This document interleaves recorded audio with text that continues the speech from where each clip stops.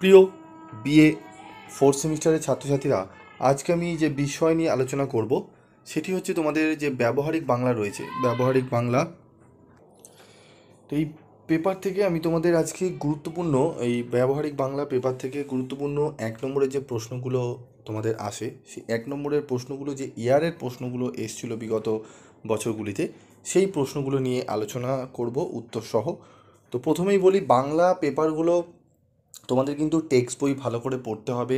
যদি তোমরা প্রশ্ন 90 থেকে 95% কমন করতে চাও বা পেতে চাও বা অ্যান্সার দিতে চাও, তাহলে অবশ্যই কিন্তু ছোট প্রশ্ন তোমাদের কিন্তু ওইভাবে শুধুমাত্র তোমরা ইয়ার পড়ে গেলে ভাবলে 100% কমন পাবো, কোশ্চেন পেপারে গিয়ে জল করবে, তা কিন্তু নয়। বারবার তোমাদের বলি, কিন্তু তোমরা অনেকেই রিকোয়েস্ট করেছো, অনেকে বারবার বলেছো যে স্যার আমাদের একটু প্রিভিয়াস ইয়ারের উত্তরগুলো যদি কোশ্চেন অ্যান্সারগুলো করে দেন তাহলে উপকৃত হই।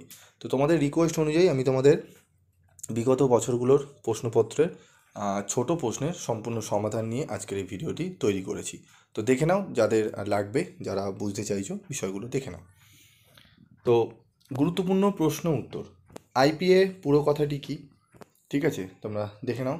ইয়েলো কালার মার্ক করা রয়েছে। কালীপদ, কয়াকার লয় দীর্ঘী আছে, কয়াকার লয় হস্যি রয়েছে, কোন বানানটি ঠিক, এরকম কিন্তু বানান দিয়ে দেবে। তার মধ্যে কালীপদও দেবে না, তোমাদের একটা জাস্ট এক্সাম্পল এরকম ধরনের দেবে। তো শুদ্ধ বানানের মধ্যে একটি তোমরা প্রশ্ন 100% পাবে।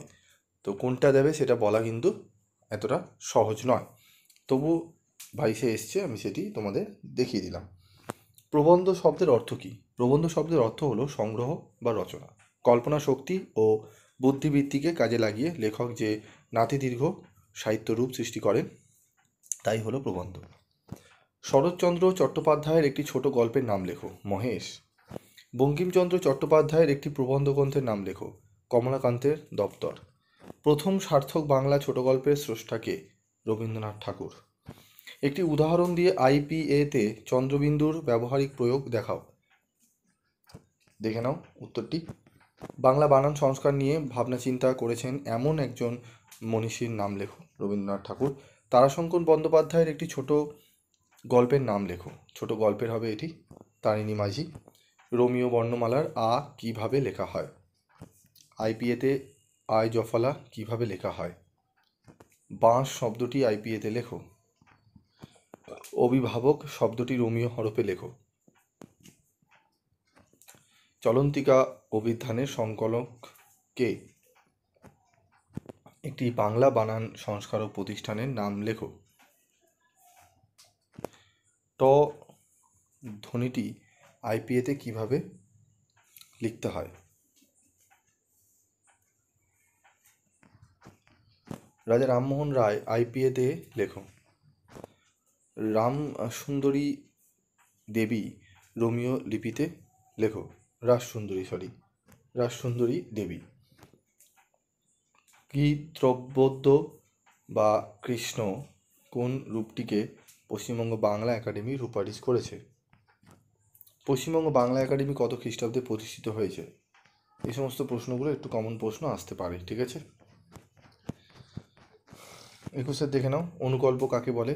খুব অল্প এবং প্রয়োজনীয় শব্দে ও যথার্থ বাক্য বিন্যাসে লিখিত গল্পকে অনুগল্প বলে।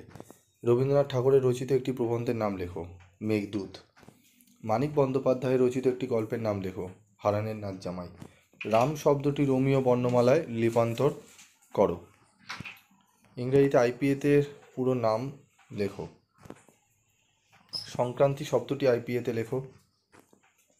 উম এবং অনুস্বর ব্যবহারের ক্ষেত্রে পশ্চিমবঙ্গ বাংলা একাডেমি কী নির্দেশ দিয়েছে? দেখে নাও উত্তরটি। রেফ এর নিচে দ্বিত ব্যবহারের ক্ষেত্রে পশ্চিমবঙ্গ বাংলা একাডেমি কী নির্দেশ দিয়েছে? অনুচ্ছেদ কি? অনুচ্ছেদ হলো কোনো বিষয়ে কয়েকটি বাক্য লিখে যখন একটা বিশেষ ভাবকে সহজভাবে প্রকাশ করা হয় তখন তাকে অনুচ্ছেদ বলে। বাংলা শব্দ ভাণ্ডারে কোন কোন শ্রেণীর শব্দ আছে?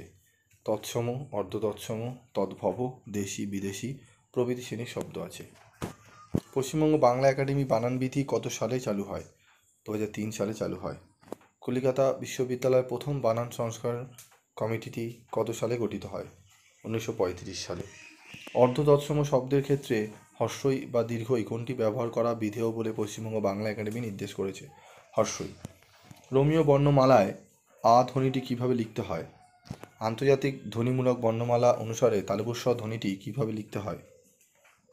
প্রবন্ধ কাকে বলে? নাতিদীর্ঘ সুবিন্যস্ত গদ্য রচনাকে প্রবন্ধ বলে। প্রবন্ধের ভাষা কেমন হওয়া উচিত বলে তুমি মনে করো? প্রবন্ধের ভাষা সহজ ও প্রাণঞ্জল হওয়া উচিত। ঈশপের গল্পগুলি কোন শ্রেণীতে পড়ে? জাতকের গল্প শ্রেণীতে পড়ে। বঙ্কিমচন্দ্রের লেখা একটি প্রবন্ধ গ্রন্থের নাম লেখো। কমলাকান্তের দপ্তর।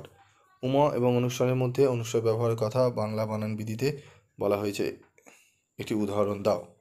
রং। তো এই প্রশ্নগুলো তোমাদের আলোচনা করে দিলাম, সম্পূর্ণ 2022 এবং 21-এর প্রশ্নপত্রের সমাধান। প্রশ্নগুলো ভালো করে তোমরা দেখে নেবে, উত্তরগুলো এগুলো একটু ভালো করে দেখে যাও, এবং এর বাইরেও কিন্তু বহু প্রশ্ন রয়েছে, সেগুলো কিন্তু তোমাদের দেখতে হবে, সেগুলো একটু ভালো করে তোমরা করে যাবে। সেখানে বাংলা বড় প্রশ্ন থেকেও কিন্তু অনেক ছোট প্রশ্ন তোমাদের আসতে পারে, তো সেগুলো দেখে নিও। আজকের মতো ভিডিওটি শেষ করছি, দেখা হচ্ছে পরবর্তী ভিডিওতে। সকলে ভালো থেকো, সুস্থ থেকো।